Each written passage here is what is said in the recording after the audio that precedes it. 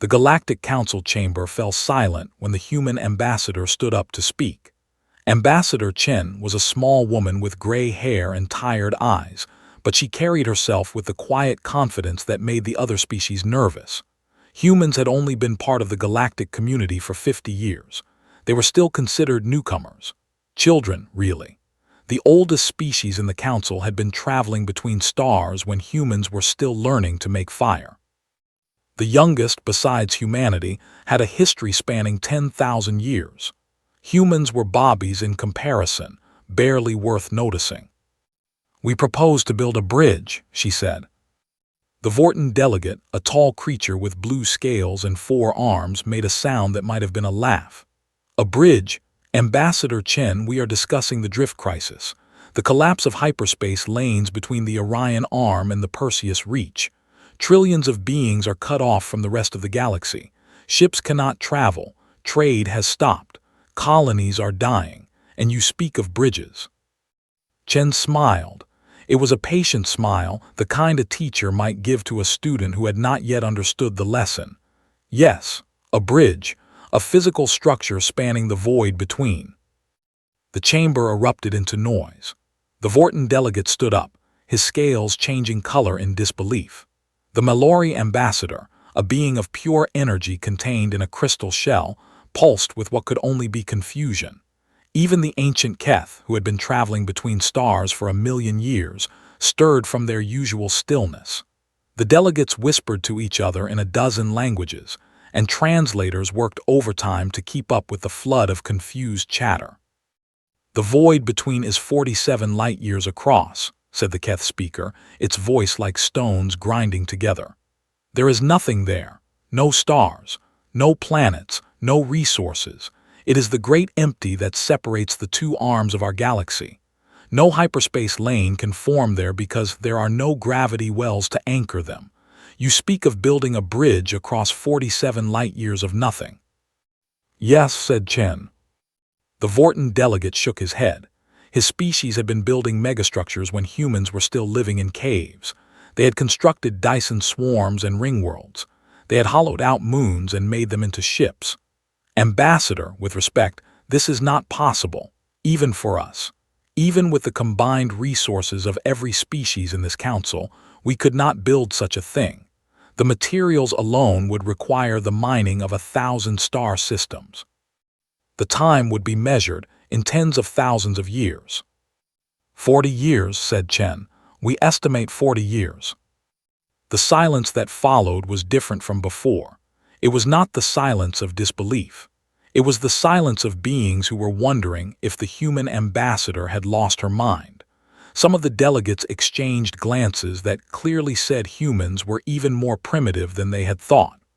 Others looked away in embarrassment, as if witnessing something shameful.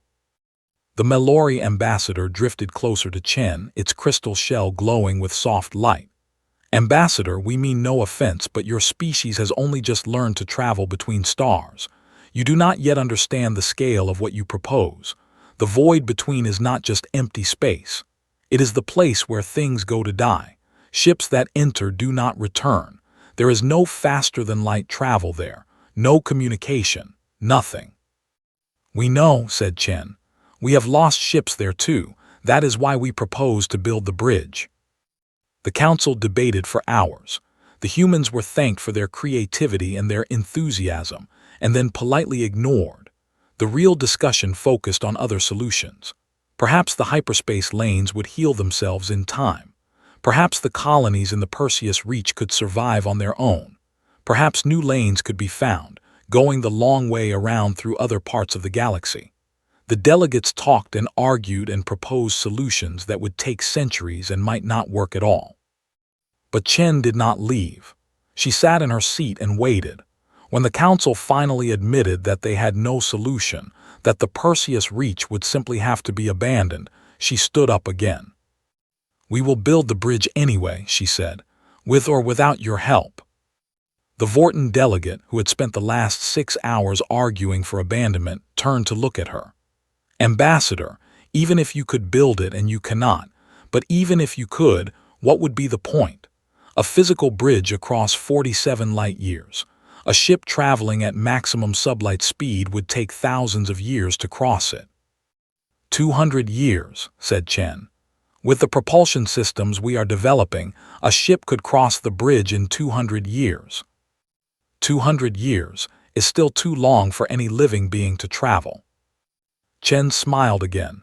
For most beings, yes, but humans are patient, and we have learned to sleep. The council did not understand what she meant. How could they? They had never seen the great sleeper ships that humans had built before they discovered faster-than-light travel. They had never heard of the generation ships, the frozen arcs that had carried humans between stars in the long dark before the Vorten found them and gave them the secret of hyperspace. Humans had crossed the void before, not the void between, but voids just as dark and just as empty. They had done it the hard way, the slow way, the way that other species had never needed to try because they had always had their faster-than-light drives. The other species had skipped the hard parts. Humans had not. The council voted to allow the humans to try. It was not a real vote of confidence. It was more of a shrug. If the humans wanted to waste their resources on an impossible project, the council would not stop them. Perhaps it would keep them busy and out of trouble for a few centuries. Ambassador Chen returned to Earth with the news. The message spread across human space in hours. They were going to build the bridge. The news reached every colony, every station, every ship. People who had never met each other celebrated together. People who had given up hope began to hope again. The engineers began their work immediately. They gathered in stations and shipyards across 100 worlds. They pulled out old plans and made new ones. They argued and debated and fought with each other in the way that engineers always did. But beneath the arguments, there was something else. There was excitement. There was the strange joy that humans felt when someone told them that something was impossible. Director Sarah Okonkwo stood at the center of it all. She was the woman chosen to lead the project, and she carried the weight of it on her shoulders every day. She was tall and strong, with dark skin and bright eyes that missed nothing. She had spent her career building orbital stations and asteroid habitats. Now she was being asked to build something that made those projects look like children's toys. "Show me the plans," she said to her team on the first day. They showed her. The bridge would not be a single structure. That would be impossible. Instead, it would be a chain of stations, each one a massive construction of metal and rock and glass, stretching across the void between like pearls on a string. Each station would be a world unto itself, capable of sustaining life for thousands of years. Ships would travel from station to station, refueling and resupplying until they reached the other side. "How many stations?" Okonkwo asked. 470, said the lead designer, a young man named Marcus Chen, who was no relation to the ambassador. Spaced roughly 1/10 of a light year apart. Okonkwo did the math in her head. 470 stations, each one the size of a small moon, built from scratch in the emptiest part of the galaxy. Assembled in a place where no hyperspace ship could go, where every piece of material would have to be carried by slow sublight vessels. It was madness. It was impossible. It was exactly the kind of challenge that humans loved. "And how long do we have?" she asked. 40 years, said Marcus. "That is what the ambassador promised." Okonkwo laughed. It was not a laugh of amusement. It was the laugh of someone staring at a mountain and being told to move it with a spoon. But there was something else in that laugh too. There was the same thing that was in Chen's smile when she addressed the council. It was the sound of a human being told that something was impossible and deciding to do it anyway. "Then we better get started," she said. The first challenge was materials. The bridge would require more metal and rock and processed elements than humanity had ever gathered in its entire history. Mining operations expanded across human space. Asteroids were claimed. Moons were hollowed out.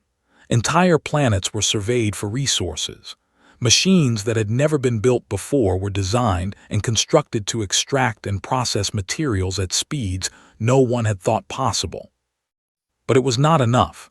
It would never be enough if they only used the resources in human space.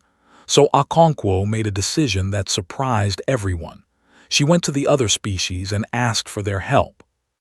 "We cannot help you build it," said the Vorten engineer she met with. His name was Krath, and he had been building megastructures for 300 years. "Our council has made that clear. We think this project is foolish." "I am not asking you to help build it," said Okonkwo. "I am asking you to sell us your scraps." Krath tilted his head. "Our scraps?" "Your old stations, your retired ships, your mining waste, the things you throw away, we will buy all of it." Krath was quiet for a long moment. Then he made the sound that Vortens made when they were impressed despite themselves. "You are serious about this?" "We are always serious," said Okonkwo. The deal was made. Then another deal with the Melori, who had vast quantities of refined metals left over from projects abandoned centuries ago. Then another with the Keth, who had resources they no longer needed because they had transcended the need for physical bodies long ago. Species that had looked down on humanity for decades suddenly found themselves negotiating contracts with human merchants. The scrap of 100 species flowed into human space. It was not charity, it was business. But there was something else happening too. The other species were watching. They were curious. They wanted to see what the humans would do with their garbage. What the humans did was build. The first station was called Hope. It was not a creative name, but humans had never been good at naming things. What they were good at was building them. Hope rose from the shipyards of Mars, growing larger day by day, week by week, month by month. Hope was constructed in orbit around Mars, far from the void between but close enough to Earth that materials could flow quickly from the mines and factories of the inner solar system. It took 3 years to complete, and when it was done, it was the largest structure humanity had ever built. It gleamed in the light of the distant sun, a testament to what humans could achieve when they put their minds to something. But it was still just one station out of 470. Director Okonkwo stood on the observation deck of Hope and looked out at the stars. Behind her, the station hummed with life. Engineers ran through corridors. Machines processed materials. Somewhere in the depths of the station, the great engines that would one day push it across the galaxy were being assembled piece by piece. The air smelled of metal and oil and human sweat. "We are behind schedule," said Marcus Chen, joining her at the window. "We were behind schedule the day we started," said Okonkwo. "How far behind?" "If we continue at this pace, we will complete the bridge in 62 years, not 40. Okonkwo nodded. She had expected worse. "What do we need?" "More workers, more ships, more everything." "Then we will find more everything." The call went out across human space. Volunteers were needed, not just engineers and scientists, but workers of every kind. Pilots and doctors, teachers and farmers, cooks and cleaners. People who were willing to spend years of their lives, maybe all of their lives, building something they might never see completed. They came by the thousands, then by the millions.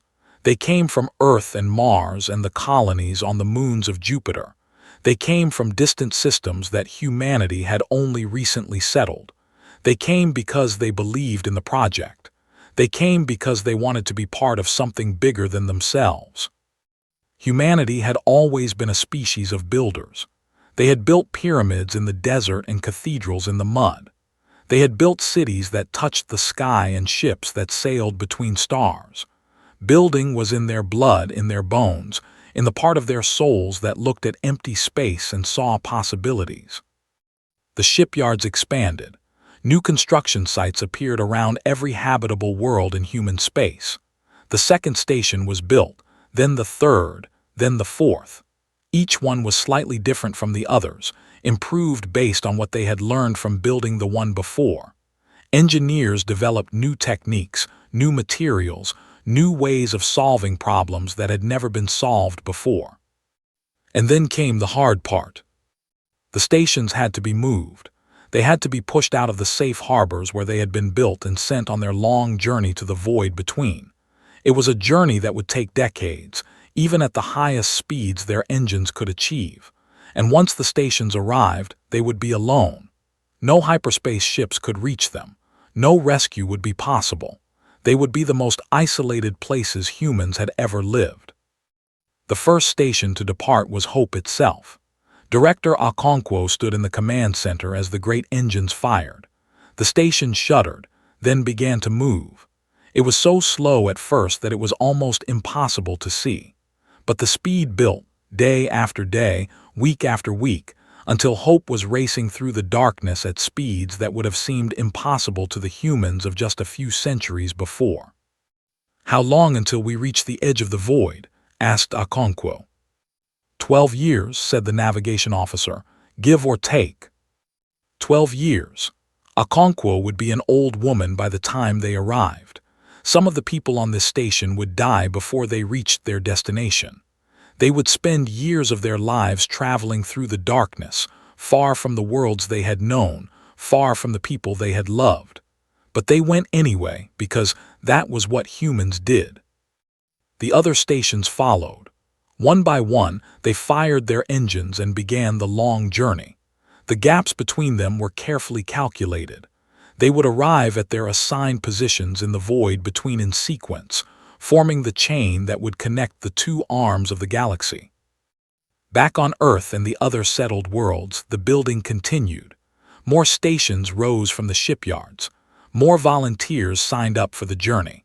The project consumed more and more of humanity's resources, more and more of its attention, more and more of its hope. And the other species watched. The Vorton sent observers to monitor the human shipyards. They reported back that the humans were actually doing it. They were actually building the stations and sending them into the void. It was still impossible, of course. The humans would fail eventually, but the Vortons were impressed despite themselves. They had never seen a species work so hard for something so unlikely to succeed. The Malari sent messages of encouragement. They did not believe the humans would succeed, but they admired the attempt. There was something beautiful about it, they said, something worthy of respect. The energy beings had seen many things in their long existence, but they had never seen anything quite like human determination. Even the ancient Keth stirred from their meditation to watch. They had seen many things in their million years of existence. They had seen species rise and fall. They had seen empires build wonders that defied imagination. But they had never seen anything quite like this. They had never seen a young species, a species that had only been traveling between stars for a few centuries, attempt something so vast and so foolish and so utterly human. "They will fail," said the Keth speaker to the council 20 years after the project began. "But they will fail magnificently, and that is something worth watching." The first crisis came in year 23. Station 17, deep in the void between, lost contact. One day it was sending regular reports back to the chain of stations behind it. The next day there was nothing, just silence. The silence stretched on for weeks, then months. No one knew what had happened. Director Okonkwo received the news on Station Hope, which had reached its assigned position near the edge of the void 5 years earlier. She was 73 years old now, her hair white and her body tired, but her mind was still sharp. She had spent most of her life on this project, and she was not going to let it fail now. "What happened?" she asked. Nobody knew. The distances involved were so vast that light itself took months to travel between stations. By the time they received the last transmission from Station 17, whatever had happened was already ancient history. The crew could be dead, the station could be destroyed, or they could be sitting in darkness, waiting for help that they had no reason to believe would come. "Send a ship," said Okonkwo. "Director, the nearest rescue ship would take 18 months to reach Station 17, and we do not know what they would find." "Send a ship anyway. We do not leave our people alone in the dark." The ship was sent. 18 months later it reached Station 17 and found the station intact but silent. The engines had failed. Some critical component had broken down, and without the ability to manufacture a replacement, the station had been left drifting in the void. The crew had done everything they could to survive. They had rationed their supplies. They had reduced their power consumption. They had waited in the darkness for help. The crew was alive. They had spent 18 months in the cold and the dark, not knowing if anyone was coming. When the rescue ship arrived, they wept. They had not given up hope, but they had come close. So very close.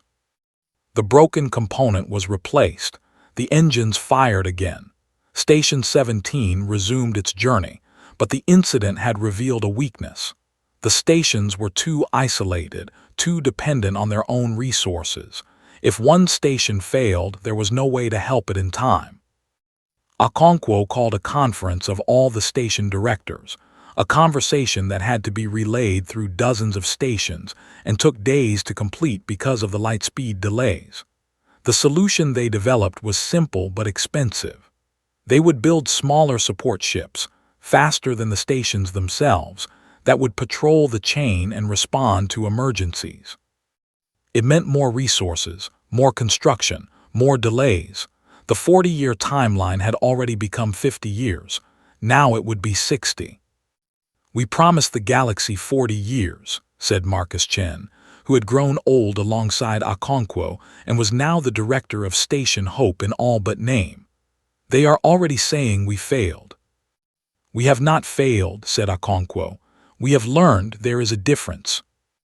The support ships were built and launched. They raced along the chain, checking on stations, delivering supplies, providing hope. The project continued. Year 30 brought the second crisis. This one was not mechanical, it was political. A new government had risen to power on Earth. They looked at the resources being poured into the bridge project and saw waste. They saw worlds that could have been colonies, ships that could have been explorers, lives that could have been lived in comfort and safety. They saw a dream that had consumed humanity for 3 decades and showed no sign of ending. "The bridge is a dream," said the new president in her first address. "A beautiful dream, but a dream nonetheless. It is time to wake up." Funding was cut. Ships were recalled. Stations that had not yet launched were abandoned in their shipyards. Engineers who had spent their careers on the project were told to find new work. The dream was dying. Okonkwo received the news on Station Hope and felt something she had not felt in 30 years of building. She felt despair. She had given her life to this project. She had watched friends grow old and die working on it. She had believed, truly believed, that they would succeed. "They are stopping us," she said to Marcus. "After everything we have built, after everyone who has sacrificed, they are stopping us." But Marcus shook his head. "They are stopping them," he said. "The people back in the settled worlds, they cannot stop us. We are already here." He was right. The stations already in the void between were beyond the reach of any government on Earth. They were their own worlds now, with their own people, their own resources, their own determination to see the project through. The government could cut funding. They could recall ships, but they could not reach into the void and pull back the people who had already gone. The station directors held another conference. They voted unanimously to continue. They would build what they could with what they had. They would slow down if they had to, but they would not stop. Word of their decision spread back to the settled worlds. At first, it caused outrage. The stations were defying the legitimate government of humanity. They were rebels, traitors, dreamers who had lost touch with reality. Politicians demanded that they be brought to heel. But then something changed. The people of the settled world started to watch the stations more closely. They saw the engineers working with salvaged materials. They saw the crews rationing their food so that construction could continue. They saw ordinary people sacrificing everything for a goal they might never achieve. They saw humans being human. And they started to send supplies again. Not officially, not through government channels, but privately. Ships loaded with materials and food and volunteers slipped away from the settled worlds and made the long journey to the void between. The bridge had become more than a government project. It had become a cause. It had become something that belonged to all of humanity, not just the politicians in their towers. The president who had cut the funding was voted out of office 2 years later. Her replacement restored the budget, but by then it almost did not matter. The bridge was building itself now, driven by the dedication of the people who believed in it. Year 40 came and went. The bridge was not complete. Only 300 of the 470 stations had reached their positions, but no one was counting anymore. The timeline had become irrelevant. What mattered was the progress. What mattered was that they had not given up. Director Okonkwo did not live to see year 41. She died in her sleep on Station Hope at the age of 91, having spent more than half her life building something impossible. Her last words, spoken to Marcus Chen, were simple. "Keep building," she said. They kept building. The other species had stopped laughing long ago. Now they were paying attention. The Vorton delegate who had dismissed the bridge proposal 50 years earlier was long dead, but his successor had grown up watching the humans build. He had studied the reports from the void between. He had seen the stations rising, one after another, forming a chain of light across the darkness. He had seen the humans fail and fail again and refuse to stop. "They are actually doing it," he said to the council 60 years after the project began. "They are actually building it." "They have not finished," said the Mallory ambassador. 312 stations are in place. That is not 470. "But they have not stopped. They have not given up. Every year more stations arrive. Every year the chain grows longer." The Vorton shook his head, his scales shifting through colors that indicated wonder and disbelief. "We said it was impossible. We were wrong." The Keth speaker stirred. "They have not proven us wrong yet. The bridge is not complete. And even if it is completed, it must function. Ships must cross it. That has not happened." "But it will," said the Vorton. "Look at them. Look at what they have done. Do you truly believe they will stop now?" The council was silent. None of them believed that anymore. They had watched the humans for 6 decades. They had seen them overcome every obstacle. They had seen them turn garbage into stations and stubbornness into progress. They had learned never to underestimate human determination. Meanwhile, in the void between, the building continued. Marcus Chen was dead now too, and the generation that had started the project had almost entirely passed. But their children had taken up the work, and their grandchildren, and now their great-grandchildren. The bridge had become part of human culture, part of human identity. Every child learned about it in school. Every family had someone who had worked on it, or knew someone who had. The 300th station reached its position, then the 350th, then the 400th. Each arrival was celebrated. Each station was a victory. The chain grew longer, stretching across the darkness toward the light on the other side. Year 67 brought the completion of Station 470, the last station in the chain. It was called Arrival, and it was placed near the edge of the Perseus Reach, the part of the galaxy that had been cut off from the rest for almost 70 years. But the bridge was not yet open. The stations were in place, but they had not been linked. Supply lines had not been established. Communication relays had not been installed. Safety protocols had not been tested. There was still work to do, years of work, but the hardest part was behind them. The other species sent observers. They wanted to see the humans complete their impossible project. They wanted to be there when the first ship crossed. They wanted to witness history. The Vortons sent their best engineers, beings who had built wonders that made the bridge look small. They offered to help, and for the first time the humans accepted. Vorton and human engineers worked side by side, solving problems together, learning from each other. The Mallory sent energy, transmitted across vast distances in ways that only they understood, to power the stations that had run low on fuel. Their contribution was invisible but essential. Even the Keth sent something. They sent knowledge. They had existed for 1 million years, and in that time they had learned things about space and time and the fabric of reality that no other species understood. They shared some of that knowledge now, helping the humans solve problems that had seemed unsolvable. For the first time, the bridge was truly a galactic project. What had started as a human dream had become something bigger. It had become a symbol of what all species could achieve if they worked together. The final links were completed in year 72. The communication relays were installed. The supply lines were established. The chain of stations stretched unbroken across 47 light-years of nothing, a monument to human stubbornness and human hope. And then came the day of the first crossing. The ship was called the Pioneer.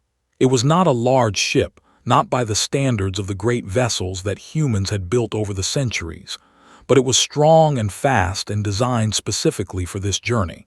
It had been tested and tested again. Every system had been checked. Every backup had been verified. Nothing had been left to chance. The crew was small, just 12 people, carefully selected from thousands of volunteers. They would spend 200 years traveling from one end of the bridge to the other, stopping at each station along the way. They would be the first human beings to cross the void between. The captain was a woman named Yuki Tanaka. She was young by the standards of this project, only 47 years old, but she had spent her entire life preparing for this moment. Her grandmother had worked on the bridge. Her mother had died on one of the stations.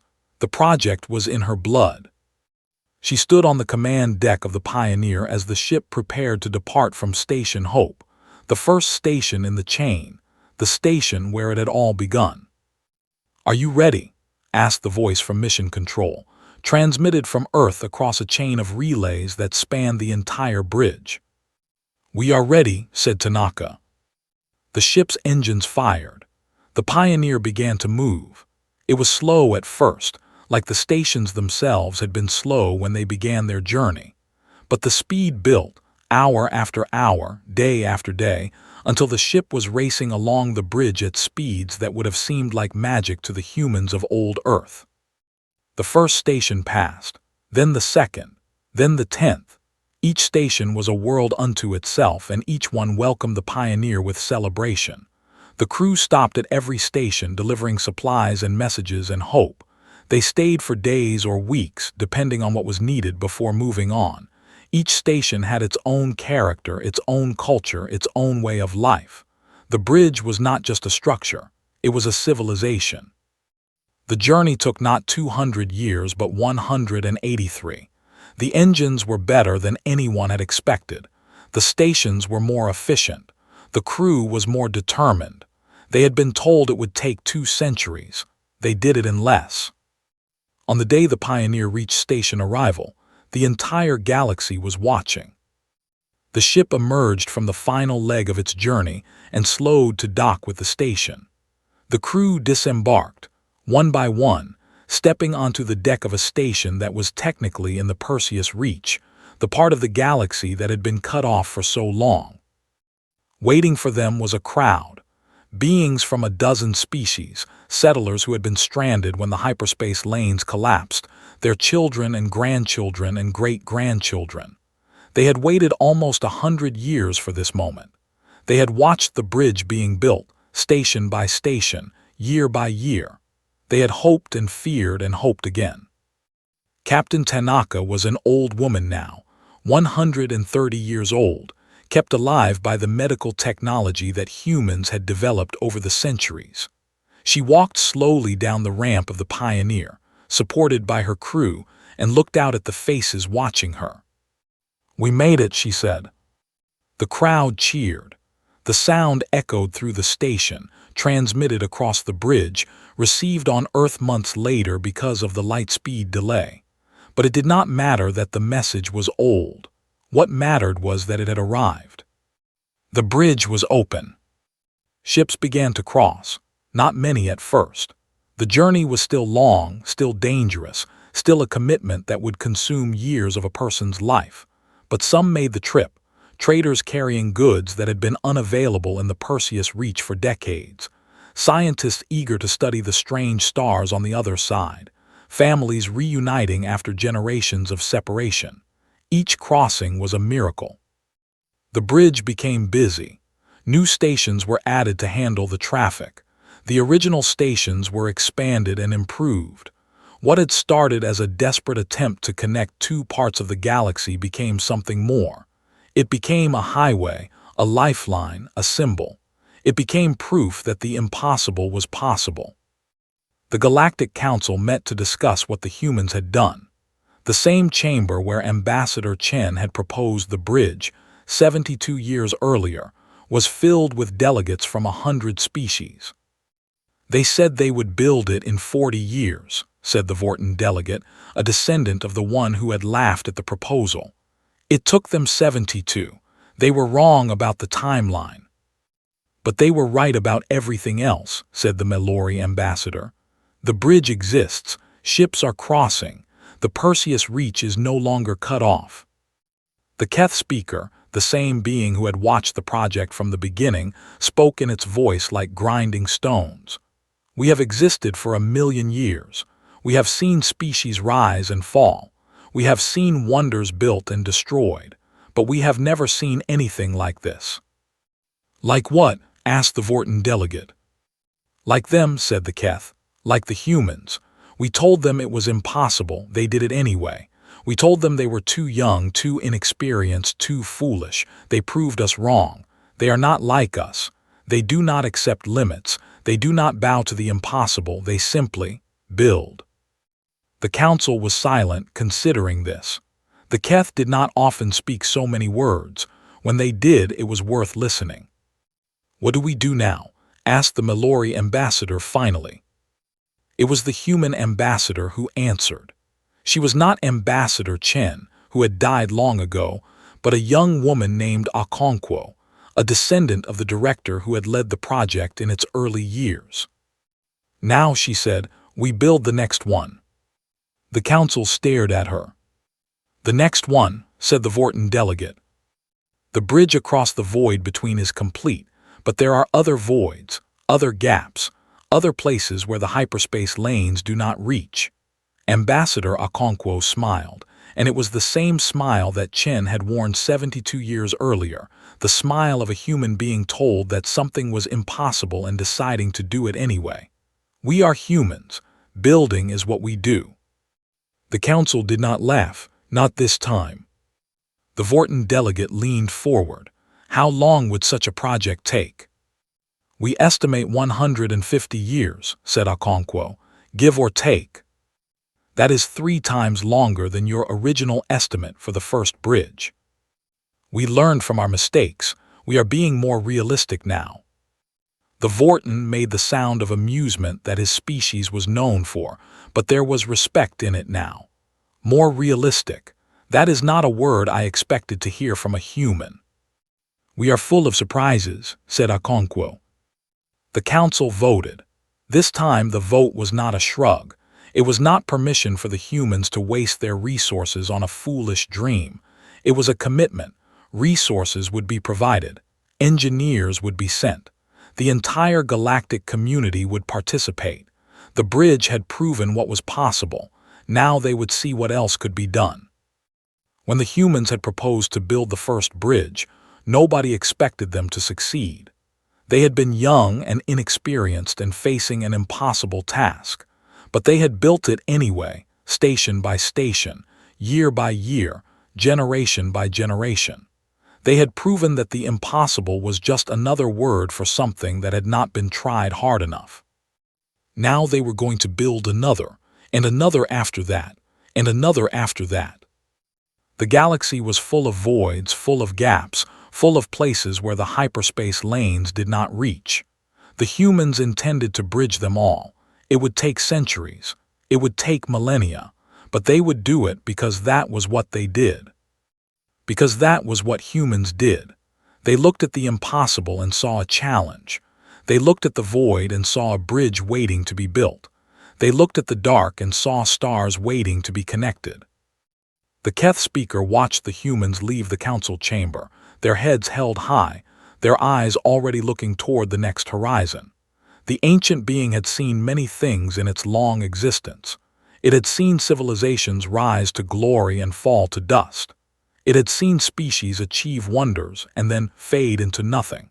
But it had never seen a species quite like the humans.